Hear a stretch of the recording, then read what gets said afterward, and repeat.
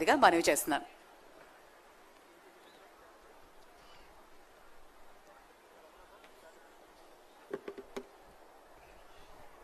అందరికీ నమస్కారం.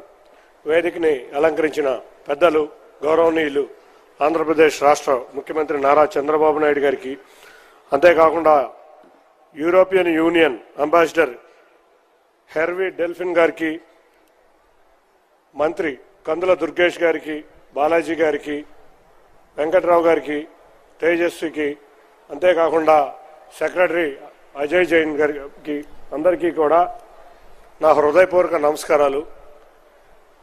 అమరావతి ఆవకాయ్ ఈ కార్యక్రమాన్ని రాష్ట్ర ప్రభుత్వం ద్వారా ప్రతిష్టాత్మకంగా ప్రారంభించుకున్న ఈ కార్యక్రమం మనం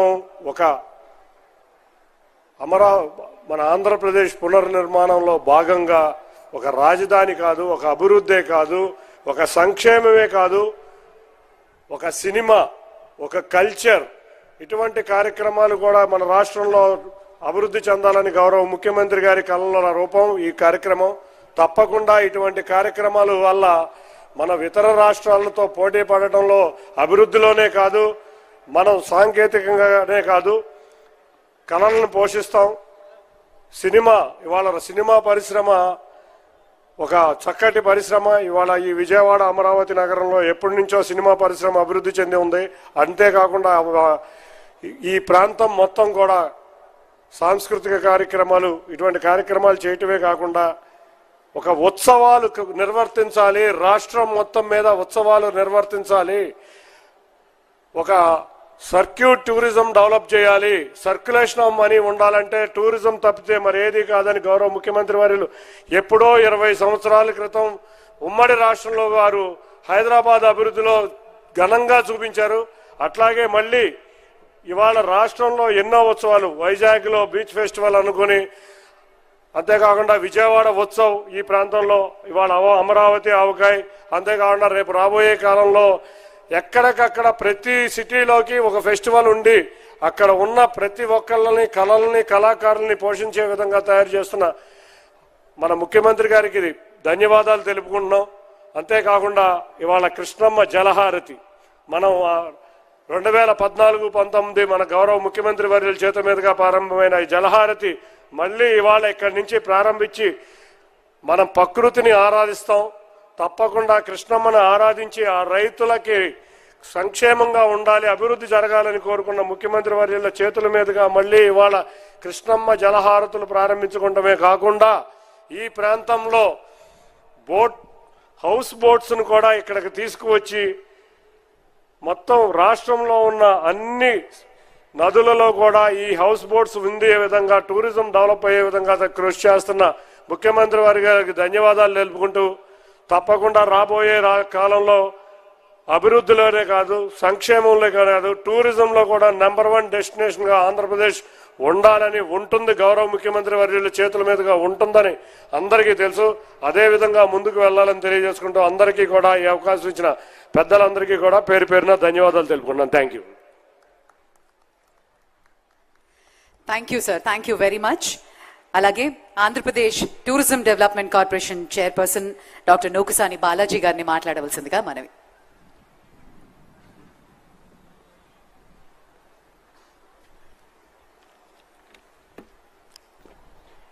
అందరికీ నమస్కారం.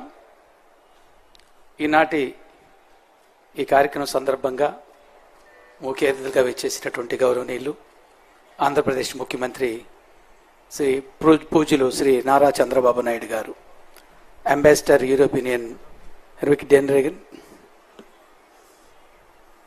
మిస్టర్ హెర్వీ డెల్ఫిన్ గారు, వేదిక మీద ఉన్నటువంటి గౌరవనీయులు టూరిజం మంత్రివర్యులు, అదేవిధంగా ఎంపీ గారు, మన సెక్రటరీ అజయ్ జైన్ గారు, మరి ఎమ్మెల్యే గన్నవరం వెంకట్రావు గారు, తేజస్విని గారు, వేదిక మీద ఉన్న పెద్దలు అందరికి కూడా నమస్కారాలు.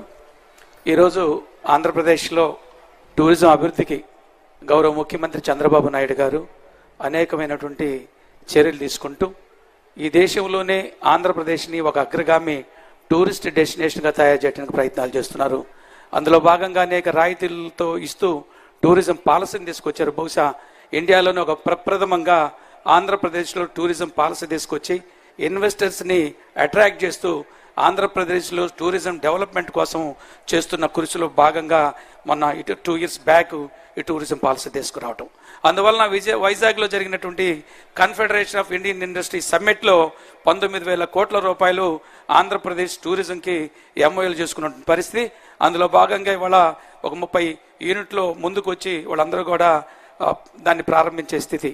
అంటే ఒక ఆంధ్రప్రదేశ్ టూరిజంలో కాకుండా ఈ రాష్ట్రంలోనే 13 లక్షల పైచీలకు 13 లక్షల కోట్ల పైచీలకు పెట్టుబడులు పెట్టడానికి కూడా ఎంఓయూలు చేసుకోవడం జరిగింది.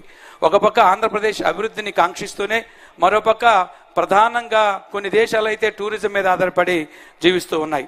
అలాంటి పరిస్థితిని ఆంధ్రప్రదేశ్లో తీసుకొచ్చి ఆంధ్రప్రదేశ్ అభివృద్ధి పాటు ఆంధ్రప్రదేశ్లో ఉన్న ప్రజలకి ఒక మంచి సంతోషకరమైనటువంటి ఆహ్లాదకరమైన వాతావరణం కల్పించడానికి గౌరవ ముఖ్యమంత్రి చంద్రబాబు నాయుడు గారు నిరంతరం శ్రమిస్తూ ఆ డైరెక్షన్లో మా అందరూ కూడా ఒక ప్రేరణగా స్ఫూర్తిగా ఉండి ఈ యొక్క ఆంధ్రప్రదేశ్ టూరిజం డెవలప్మెంట్ కోసం వారి అడుగుజాడలు నడుస్తూ వారిని ప్రేరణగా తీసుకుంటూ వారి స్ఫూర్తిగా ఇవాళ ఆంధ్రప్రదేశ్ టూరిజం డెవలప్మెంట్ కార్పొరేషన్ కూడా ముందుకెళ్ళిన పరిస్థితి. ఇవాళ మా హోటల్స్ 20 కోట్ల రూపాయల లాభాలతోటి నడుస్తున్నాయి.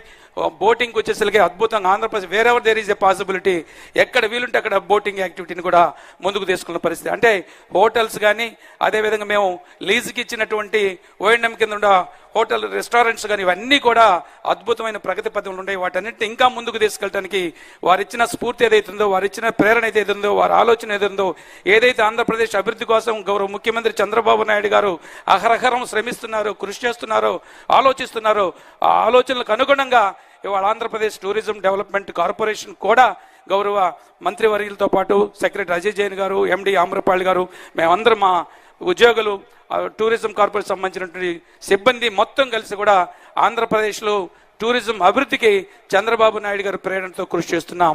ఇవాళ దేశంలోనే ఒక అగ్రగామి టూరిజం సెంటర్గా తయారవుతున్నది. ఇప్పుడే చూశారు మన అంబాసిడర్ యూరోపియన్ యూనియన్ వారు అలాగే మన గౌరవ ముఖ్యమంత్రితో పాటు కలిసి హౌస్ బోట్లు కానీ అదేవిధంగా ఫ్లోటింగ్ బోట్స్ కానీ ఇవన్నీ కూడా ఒక వినూత్నమైన ఆలోచనతోటి చూస్తున్నారు. నిజంగా అదృష్టవంతులు విజయవాడ పరిసర ప్రాంత ప్రజలు.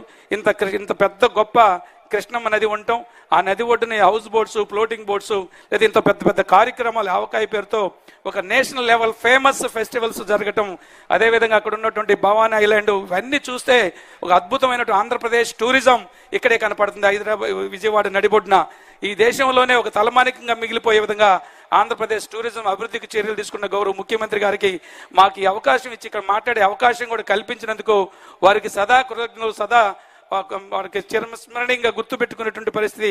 ఈరోజు ఈ అవకాశం ఇచ్చి టూరిజం గురించి మాట్లాడే అవకాశం రావటం కూడా, ఇంత గొప్ప కార్యక్రమం జరగడం కూడా వాళ్ళకున్న విషను. ఆయనతో కూర్చొని మాట్లాడినప్పుడు అనూహ్యంగా ఒక్కోసారి ఆశ్చర్యం వేస్తుంటుంది. ఎలాంటి ఆలోచనలు అప్పటికప్పుడు అలవోకగా క్షణాల్లో గొప్ప ఆలోచనతో అధికారులు కూడా ఆలోచించని విధంగా వారికి కూడా డైరెక్షన్ ఇచ్చి టూరిజంను కానీ ఏ శాఖ తీసుకున్నా ఒక్కోసారి ఆయనతో కూర్చున్నప్పుడు ఇంత అద్భుతమైన ఆలోచన కలిగినటువంటి ఒక ముఖ్యమంత్రి గారి దగ్గర పనిచేసేటువంటి అవకాశం కలగటం ఒక అదృష్టంగా భావిస్తూ మరి అందరికి కూడా ధన్యవాదాలు చేస్తూ అవకాశం పెద్దలందరికీ